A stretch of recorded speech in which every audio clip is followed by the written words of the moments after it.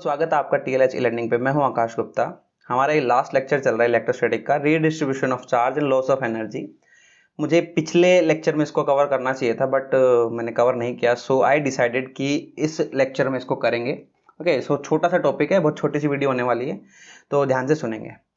तो redistribution of charge में क्या हो रहा है, देखो सपोज कि एक हमारे पास स्फेयर है और एक और स्फेयर है एंड इसके पास Q1 चार्ज है, इसके पास V1 पोटेंशियल है एंड इसके पास R1 इसकी रेडियस है।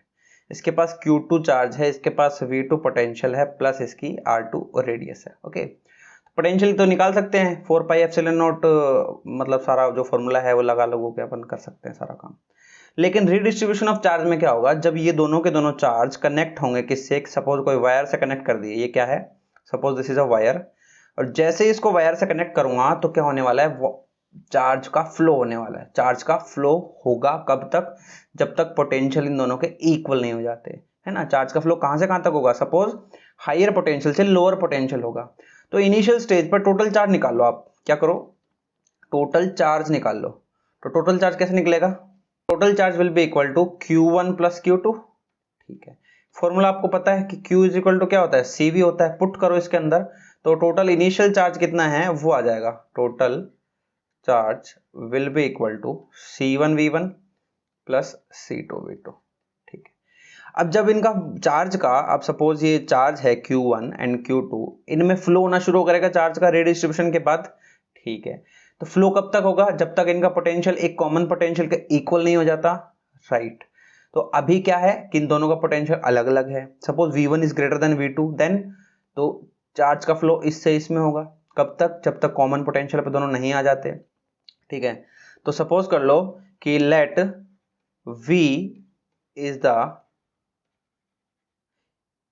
द इक्विलिब्रियम पोटेंशियल, है ना। इक्विलिब्रियम कंडीशन पे जो पोटेंशियल है वो है, तो देन आप क्या कर सकते हो, आप निकाल सकते हो again total charge. Then total charge क्या आ जाएगा, टोटल चार्ज की value Q is equal to CV, तो इसको Q बोल लिख दो, इसकी वैल्यू क्या आएगी C।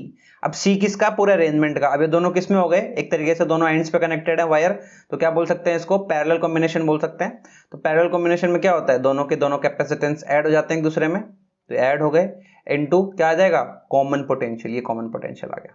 ठीक है, तो चार्ज कंजर्वेशन तो आप जानते हो, डिस्ट्रीब्यूशन से पहले और डिस्ट्रीब्यूशन के बाद में टोटल चार्ज क्या रहेगा, कांस्टेंट रहेगा। तो टोटल चार्ज कांस्टेंट रहेगा, तो हम क्या बोलते हैं कि we are applying conservation of charge. तो अप्लाई कर दो, अप्लाइंग कंजर्वेशन ऑफ चार्ज, तो क्या बोल सकते हैं, टोटल इनिशियल चार्ज फाइनल के बराबर होगा। तो जब ये बराबर होगा तो इसकी वैल्यू भी होगी कुछ, वैल्यू कितनी होगी भाई, वैल्यू होगी C1V1, ऊपर से देख के आना आप लोग, C2V2 is equal to C1 plus C2 into कितना आ जाएगा, V आ जाएगा। एंड यहां से V की वैल्यू कितनी आएगी भाई, C1V1 plus C2V2 divide by C1 plus में C2। काफी इजी डेरिवेशन है। अच्छा, ये वो पोटेंशियल आया जो इन दोनों को बैलेंस करेगा, मतलब बैलेंसिंग पोटेंशियल। इस कंडीशन पे पूरा का पूरा सिस्टम क्या रहेगा, इक्विलिब्रियम पे रहेगा। तो ध्यान रखना है, भूलना मत, ठीक है, इसको भूलोगे तो परेशानी हो जाएगी। तो ये जो फॉर्मूला आया है इसको ध्यान रखना है और क्वेश्चंस होंगे इससे। ओके, अच्छा, ये जो V की वैल्यू आई है ये कहाँ लाई कर रही है, देखो। तो अगर मैं सपोज कर दूं कि let V1 is greater than V2, suppose V1 ज्यादा है, तो V की वैल्यू इन दोनों के बीच में कहीं होगी, तो आप निकाल सकते हो then V1 is greater than V2। तो ये हमारा मुद्दा रहेगा। ओके, नेक्स्ट हम कैलकुलेट कर लेते हैं क्या, नेक्स्ट हम कैलकुलेट कर लेते हैं न्यू चार्ज दोनों पे क्या हो गया, है ना। न्यू चार्ज भी तो आया होगा रिडिस्ट्रीब्यूशन के बाद में। तो Q is equal to CV, suppose ये Q1 डैश आया होगा, वो कितना आया होगा, कोई इसका कैपेसिटेंस तो बदला नहीं लेकिन पोटेंशियल बदल गया, C1 इंटू V। वैसे ही अगर हम C2 की वैल्यू, Q2 की वैल्यू निकालें तो क्या आ जाएगा, C2 इंटू V। ठीक है, कोई इन दोनों का रेशियो पूछ ले कि ratio of new charge after redistribution कितना होगा, तो आप बता देना Q1 डैश अपॉन में Q2 डैश की वैल्यू कितनी आ जाएगी, वैल्यू पुट करोगे C1V अपॉन C2V, V से V शहीद हो जाएगा, क्या बच जाएगा, C1 upon C2।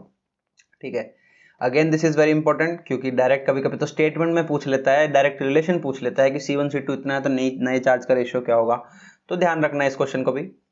Okay, and एक क्वेश्चन और पूछ लेता है कि V1 और डेल्टा V2 की वैल्यू कितनी होगी। डेल्टा V1 क्या है? डेल्टा V1 है change in potential in first conductor, and ये क्या है? Change in potential in second conductor. Okay, तो इसकी वैल्यू क्या होगी? इसकी वैल्यू V1 माइनस V होगी, एंड इसकी वैल्यू क्या होगी? इसकी वैल्यू होगी V माइनस V2 होगी। तो जो भी वैल्यू आपकी निकली है डेटा से, जो भी वैल्यू आए वो वैल्यू निकाल लेना, उसका जो रेशियो रहेगा वो इसका आंसर हो जाएगा। ठीक है, तो ये तो बेसिक चीज है, लास्ट का टॉपिक चल रहा है, इतनी कैलकुलेशन कर ली, अब तो आप लोगों को ये सब चीज़ों का जो भी फोकस है वो बन गया होगा, है ना, कंसंट्रेशन हो रहा होगा कि कहाँ से क्या चीज़ उठा रहे हैं, कैसे डिफरेंस कर रहे हैं, कैसे रेशियो ले रहे हैं, क्या हमारा मेथड है। अब तक तो मेथड आपको अडॉप्ट हो चुका होगा, राइट। तो इस तरह से हम करेंगे। ठीक है, हमारा जो मेन टॉपिक है वो क्या है? Energy loss. क्या है? Energy loss. तो एनर्जी लॉस निकाल लो भाई, एनर्जी लॉस। एनर्जी लॉस में क्या हो रहा है वो देखो आप, कि सपोज पूरे सिस्टम की इनिशियल एनर्जी कुछ थी, ये इसको इनिशियल बोल दो, और इनिशियल एनर्जी कितनी होती है आपको लास्ट लेक्चर में बता के आया हूं, हाफ CV² है ना। तो हाफ पहले की कितनी थी? C1 V1²। ऐड क्यों कर रहा हूं? क्योंकि पैरेलल में डायरेक्ट ऐड कर सकते हैं, मैंने आपको बताया है टोटल एनर्जी जो उसको ऐड कर दो। अच्छा, फाइनल क्या होगी भाई? फाइनल एनर्जी कितना हो गया? एनर्जी लॉस के लिए तो क्या करना पड़ेगा? इनिशियल एनर्जी और फाइनल एनर्जी निकालना है, दोनों का डिफरेंस ले लो, आंसर आ जाएगा। फाइनल एनर्जी होगी 1/2। सी क्या हो गया? सी तो ये हो गया हमारे पास, मैं एक ही स्टेप में खत्म करूंगा इसको। सी हमारा ये हो गया, प्लस V² की वैल्यू हमें पता है V की। अच्छा, V की वैल्यू क्या है? V है हमारे पास C1 V1 प्लस में C2 V2 upon C1 plus में C2। इस वैल्यू को इस इक्वेशन में पुट करो, आंसर लो। जैसे इसके पुट करूंगा इसके अंदर, तो फाइनल की वैल्यू आएगी, and the value will be 1/2 C1 plus में C2 इनटू V की वैल्यू पुट करो C1 V1 प्लस में C2 V2 divide by C1 plus C2 का होल स्क्वायर, और इसका भी स्क्वायर। तो फाइनल एनर्जी आ गई, एक से उड़ा दो, ये कट गया, स्क्वायर कट गया। ठीक है, क्या बोला? एनर्जी लॉस निकालना है ना, एनर्जी लॉस। तो एनर्जी लॉस निकाल दो। तो एनर्जी लॉस क्या होगा? सिंपल सा, इनिशियल एनर्जी में से आप क्या कर दो? फाइनल माइनस कर दो, है ना। इनिशियल माइनस फाइनल करोगे, लॉस पता चल जाएगा। अच्छा, गेन होगा तो गेन पता चल जाएगा, लॉस होगा तो लॉस पता चल जाएगा। हम यहां पर ये बोल सकते हैं चेंज इन एनर्जी निकाल रहे हैं, राइट। हम क्या निकाल रहे हैं? Change in energy. तो लॉस होगा तो लॉस पता चलेगा, एंड गेन होगा तो गेन पता चलेगा। तो इनिशियल माइनस फाइनल करोगे तो क्या आ जाएगा? 1/2 C1 V1² plus 1/2 C2 V2² minus 1/2 C1 V1 plus C2 V2 का whole square into C1 plus में C2।